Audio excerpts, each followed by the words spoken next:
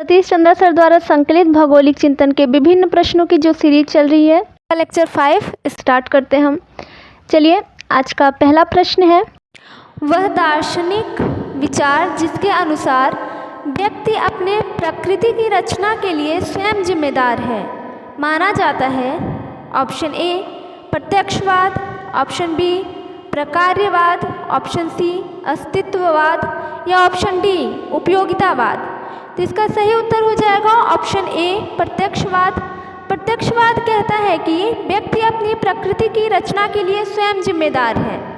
प्रत्यक्षवाद के प्रवर्तक काम्टे महोदय माने जाते हैं, अगस्त काम्टे। चलिए दूसरे प्रश्न की तरफ बढ़ते हैं। प्रश्न 2, इसमें कथन और कारण दिया हुआ है, आपको बताना है कौन सही है और सही व्याख्या करता है कि नहीं। कथन ए, परिमाणात्मक क्रांति का मुख्य जोर भूगोल में नियम निर्माण, मॉडल निर्माण और सैद्धांतिकरण को लाना है। तो ये बिल्कुल सही है। कारण आर, द्वितीय विश्व युद्ध के बाद युवा भूगोलवेत्ताओं को समझ आया कि अनुभाविक, विवरणात्मक और गजेटियर जिसे भौगोलिकी कहते हैं, प्रकार के भूगोल को साहित्य की भाषा के बजाय गणितीय भाषा के उपयोग द्वारा त्यागा जाए। तो ये भी सही है और सही व्याख्या भी कर रहा है।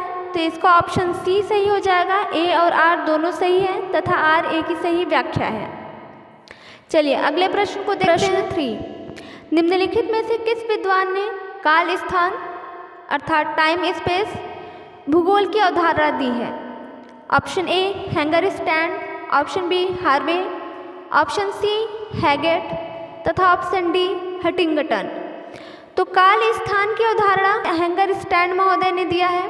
काल स्थान की अवधारणा हैंगर स्टैंड ने दिया है। इस प्रकार इसका सही उत्तर हो जाएगा ऑप्शन ए हैंगर स्टैंड। चलिए अगले प्रश्न की तरफ बढ़ते हैं। सामाजिक अथवा सांस्कृतिक रूप से क्षेत्रीय संकल्पना का निर्माण हुआ है। यह विचार निम्नलिखित में से किसके अंतर्गत आता है। आपको बताना है कि कौन से पैराडाइम के अंतर्गत यह विचार आता है। तो ऑप्शन ए व्यवहारवाद, ऑप्शन बी तार्किक वस्तुनिष्ठवाद, ऑप्शन सी संरचनावाद, ऑप्शन डी उत्तर आधुनिकतावाद। तो सामाजिक अथवा सांस्कृतिक रूप से क्षेत्रीय संकल्पना का निर्माण हुआ है, यह विचार उत्तर आधुनिकतावाद का है।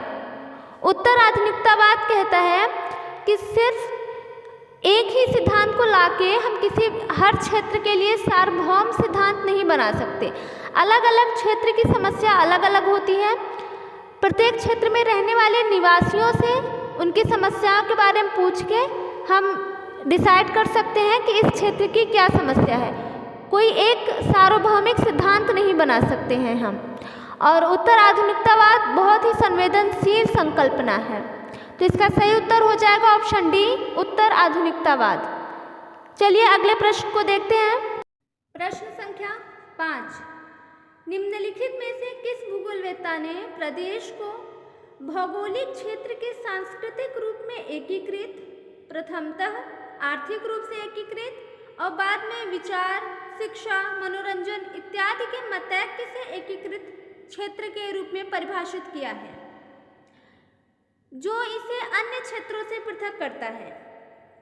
सेंटेंस दिया हुआ है और बताना है कि किस भूगोलवेत्ता का है।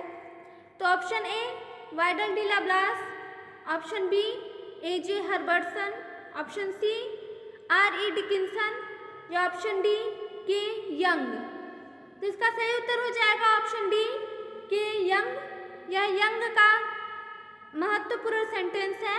उन्होंने कहा कि भौगोलिक क्षेत्र के सांस्कृतिक रूप से एकीकृत, प्रथमतः आर्थिक रूप से एकीकृत और बाद में विचार, शिक्षा, मनोरंजन इत्यादि के मतैक्य से एकीकृत क्षेत्र के रूप में परिभाषित किया है। तो इसका सही उत्तर हो जाएगा ऑप्शन डी। चलिए अगले प्रश्न को देखते हैं। अगला प्रश्न है, भूगोल में नोमोथेटिक अप्रोच निम्नलिखित में से किस अध्ययन पर बल देता है। नोमोथेटिक अप्रोच मतलब विधि निर्माण अप्रोच। तो ऑप्शन ए अनुभवजन्य अध्ययन, ऑप्शन बी आगमनात्मक अध्ययन, ऑप्शन सी विधि निर्माण संबंधी अध्ययन या ऑप्शन डी भावमूलक अध्ययन।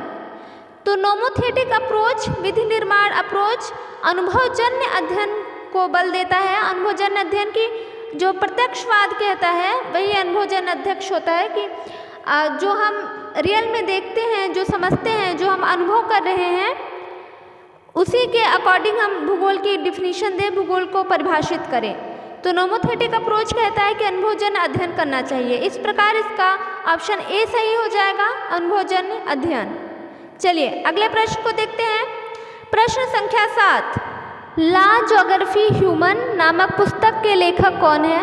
ला ज्योग्राफी ह्यूमन नामक पुस्तक किसने लिखी है? तो इसे जीन ब्रुन्स ने लिखी है। अगर हम इनके ऑप्शंस पे जाएं तो option A P James, option B Jean Brunhes, option C R J. Johnston, option D Jones. तो इसका सही उत्तर हो जाएगा option B Jean Brunhes. Jean Brunhes जो संभववादी थे, इन्होंने लॉ ज्योग्राफी ह्यूमन नामक पुस्तक लिखी है। अगला प्रश्न, निम्नलिखित में से कौन सा मात्रात्मक क्रांति का दार्शनिक आधार है? तो मात्रात्मक क्रांति का दार्शनिक आधार प्रत्यक्षवाद है।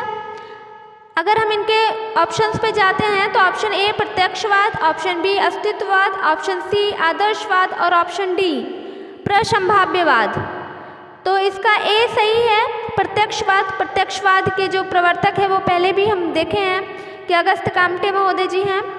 मात्रात्मक क्रांति प्रत्यक्षवाद के परिणाम स्वरूप ही आया। प्रत्यक्षवाद कहता है कि जो हम अनुभव करते हैं, जो वैज्ञानिक तर्क कहता है वही रियल होता है, वही भूगोल में अध्ययन करने के विषय है। जो तर्क कहता है उसी तर्क के परिणाम स्वरूप ही मात्रात्मक क्रांति आई। मात्रात्मक क्रांति में हम कंप्यूटर, GIS, विचलन, मानक विचलन, विभिन्न गणितीय संकल्पनाओं का प्रयोग होने लगा था, जिसे मात्रात्मक क्रांति में देखते हैं हम।